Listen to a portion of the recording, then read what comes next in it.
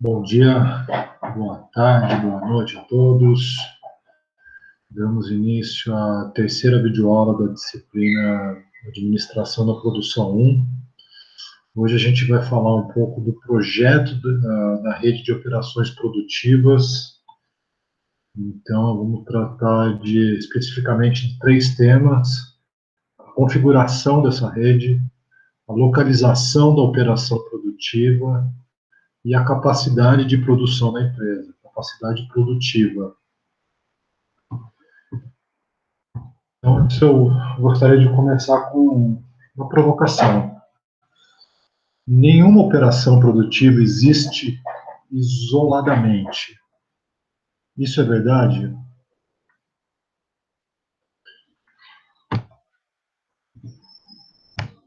Todas as operações fazem parte de uma rede maior, correto? Todo mundo vai ter um fornecedor, precisa contratar em algum momento algum serviço para desenvolver sua atividade, seja a produção de um produto, de um serviço. Então, sim, é verdade. Nenhuma operação existe isoladamente.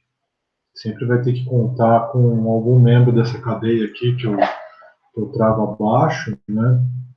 Seja no fornecimento, no suprimento da sua operação do lado de cá, ou na distribuição, ou depois que o produto está acabado, né? Então, até ele chegar no seu consumidor final.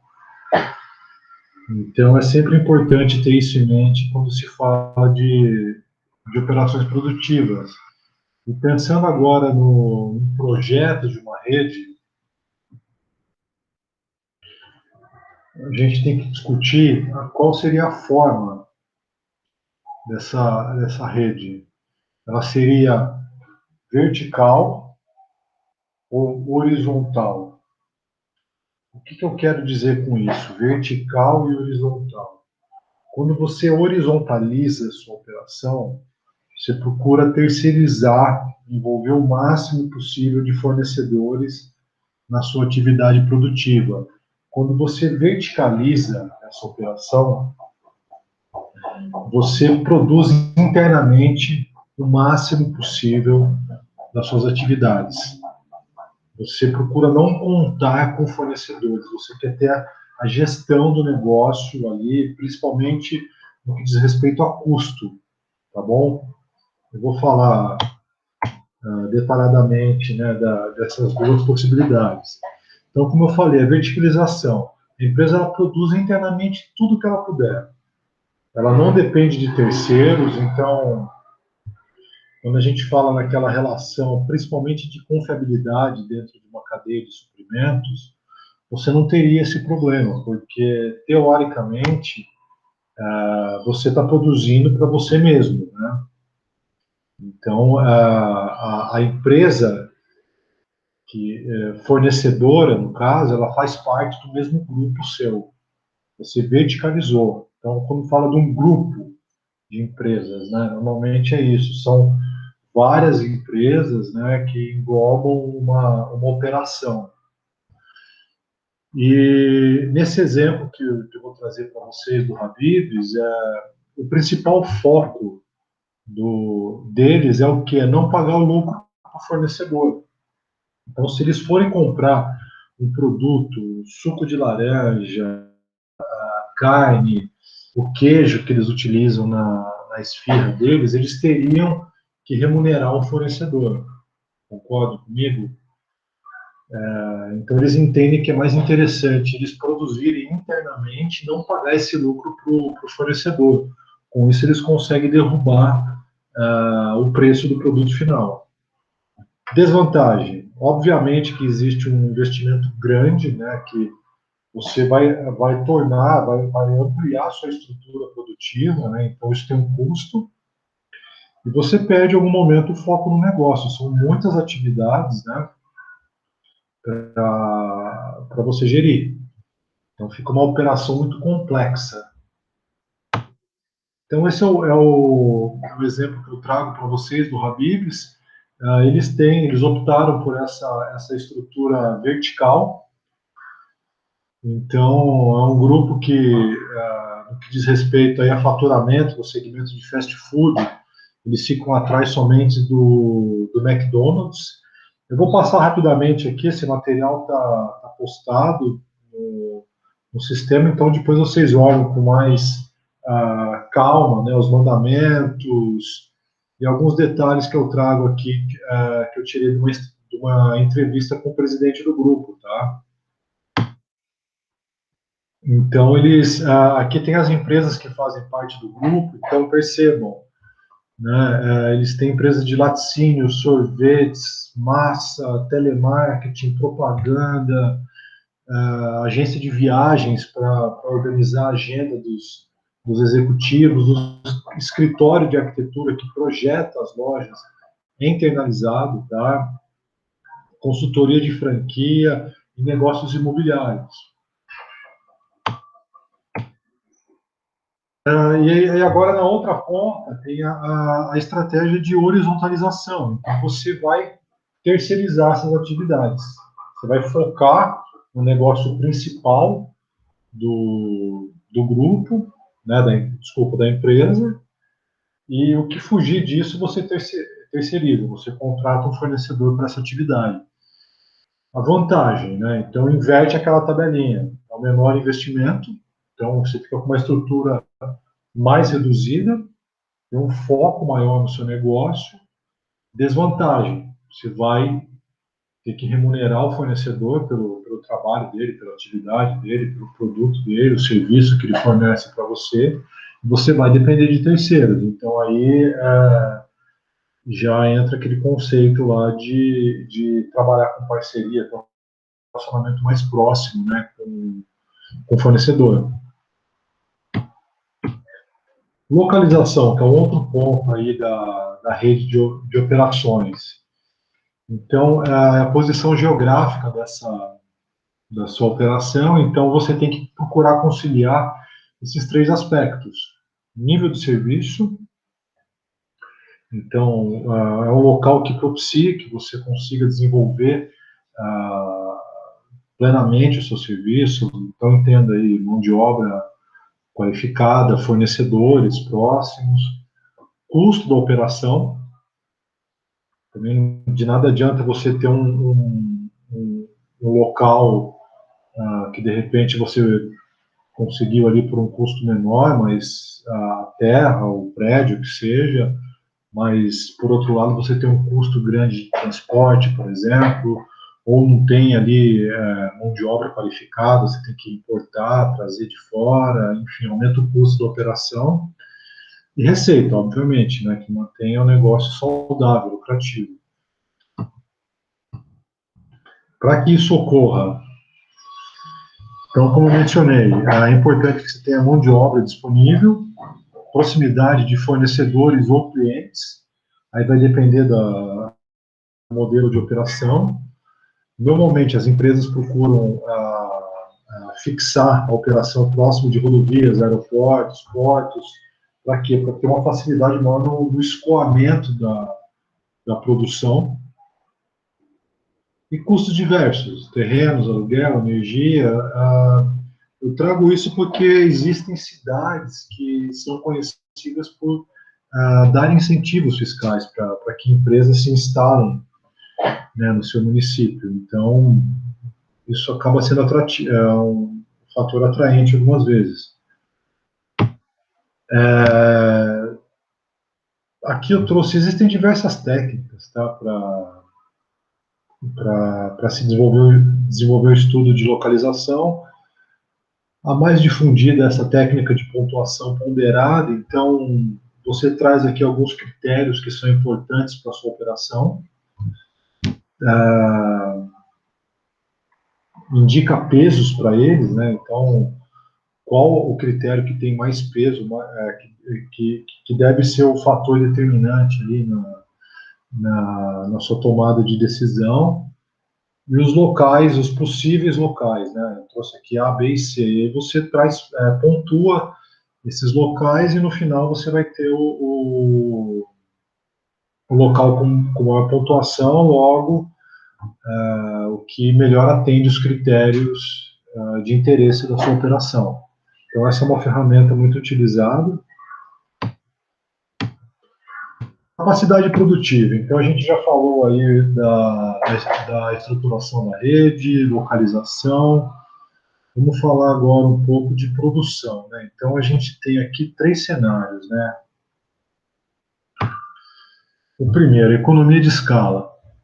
Então, quando você aumenta a produção, aqui, empresas que trabalham com esse foco em economia de escala, o que elas buscam?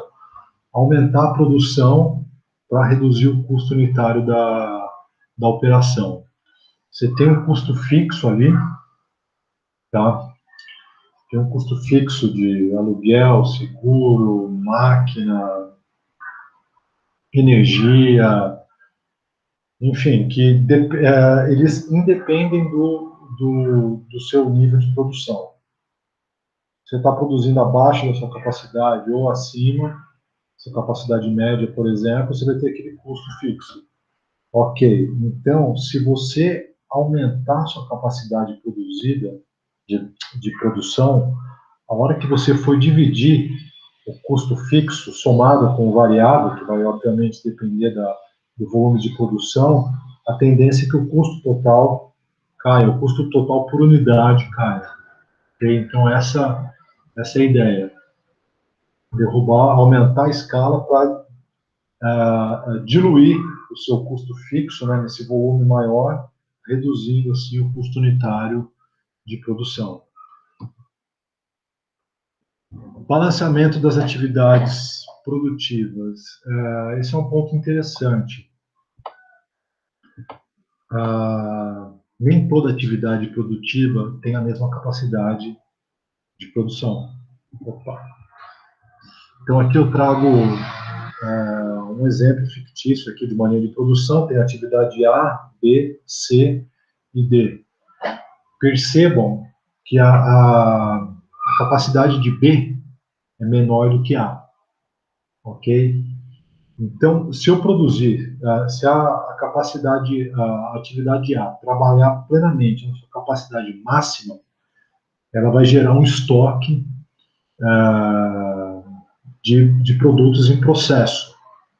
Concordam comigo? Porque B não vai conseguir absorver plenamente o processo, o produto, a quantidade de produtos enviada por A. E o mesmo vale para C. Em contrapartida, D, a capacidade do processo D é maior que a do processo C. Então, ele sempre vai trabalhar ocioso. Entenderam aqui o que eu quero dizer com balanceamento da capacidade de produção? Então, o processo que vai guiar o nivelamento da sua linha de produção deveria ser o C.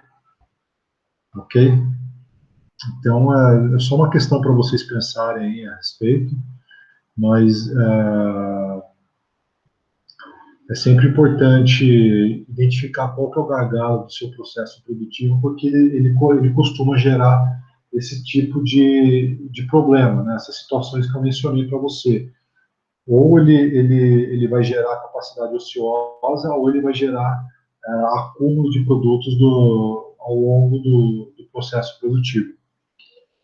E isso tem uma série de impactos ali no layout, na movimentação da sua linha de produção, que a gente vai conversar mais adiante. É possível alterar, né, trabalhar com alteração da capacidade de produção. De que forma? Antecipando a demanda ou acompanhando a demanda. Então, a antecipação de demanda. Qual que é a base desse conceito? Eu tenho ali, claro, quando ocorre tem uma série histórica, né? Então vamos partir do pressuposto que você tem um conhecimento ali do seu histórico de demanda, né? Do seu processo produtivo. Então, Ambev, por exemplo, né? Então, ela tem ali o seu pico de demanda no verão.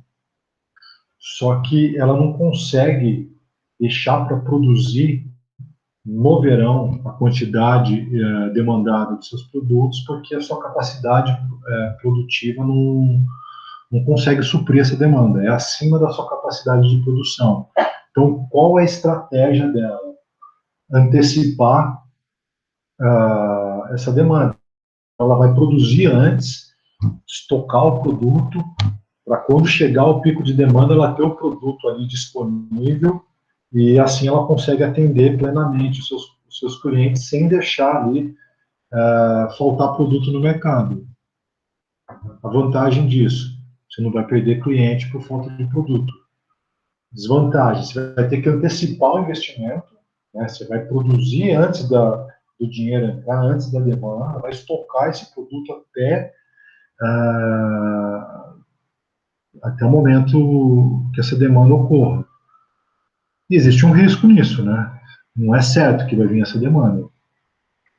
Historicamente, você consegue comprovar isso aí, mostrar ali para o seu board, para os seus diretores, mas não é certo essa demanda. Então, às vezes, pode ser que ocorra algum problema e essa demanda não venha.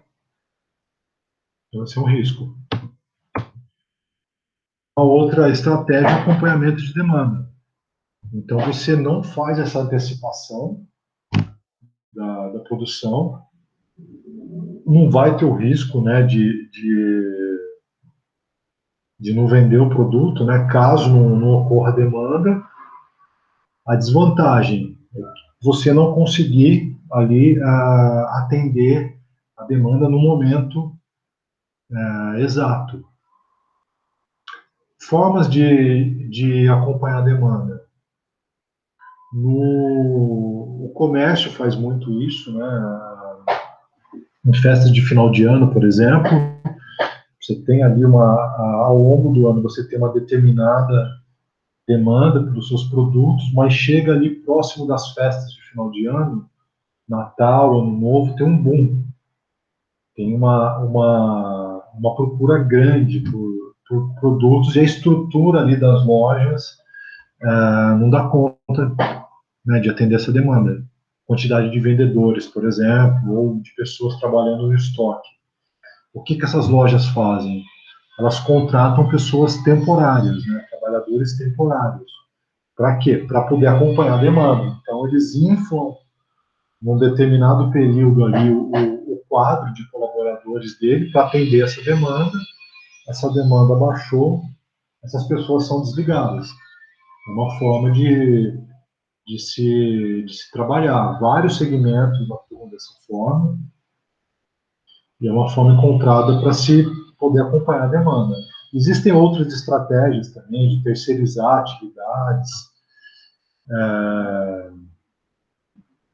Por exemplo, você pode comprar determinado produto que você produz, né? Você sabe que você não vai conseguir atender o seu cliente, você pode comprar do seu fornecedor. Estamos falando aí de commodity agrícola, por exemplo. Você pode comprar de algum concorrente seu e entregar esse produto para o seu cliente, para você. É uma forma também de contornar isso aí. É isso aí, gente. Então, esse material está postado aí no sistema. Caso tenham alguma dúvida a respeito dos conceitos que foram passados, não hesitem em entrar em contato comigo, seja por e-mail ou por WhatsApp, que eu estou sempre à disposição, tá bom? Obrigado aí, bons estudos.